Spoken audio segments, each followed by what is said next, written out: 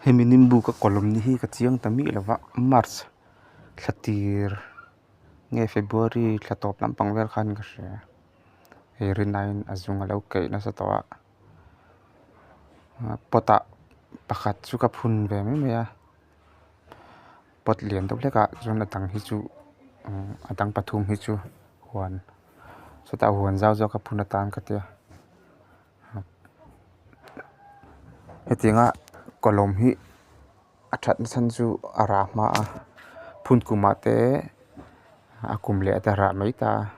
alian chak bi ka baka atrek phun ti ve li chu kum tam tak te ngai thina chuwang tu na ting hetinga kolom hi tha em mai ni a kolom dang ka chu har selawa ka channel po hian entur thei hai kolom vel entur om to kha chun hei to tak an kolom san bading savel to tak a leiloin hei tiang a thei hi chu mani hian kolom vela phun kan phun tur hi chu a kolom ve zel thei ni ke po hei thei hai te kol thei te nin bu te hi chu kolom tur om wangin rem chang om wangin ke mani kan nei wang kolom ve nei zela phun tur atang ri chi ti vel hi chu ala lian lo lu tu ka kolom thama lo om lawa lekina ka kolom ve le zel tura ngai la dang te po pathian zara hetinga kolom hi athale ara ma big ti ka ron sei tu ani hei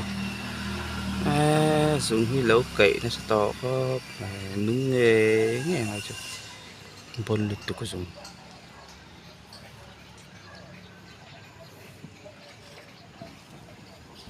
phunam yang polipot siya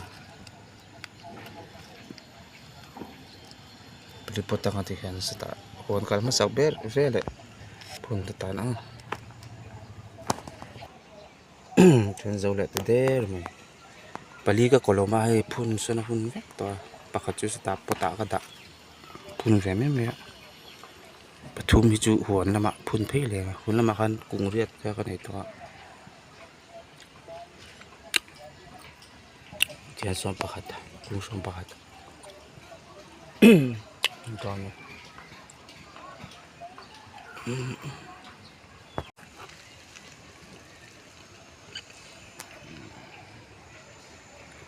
arai mu har tu ka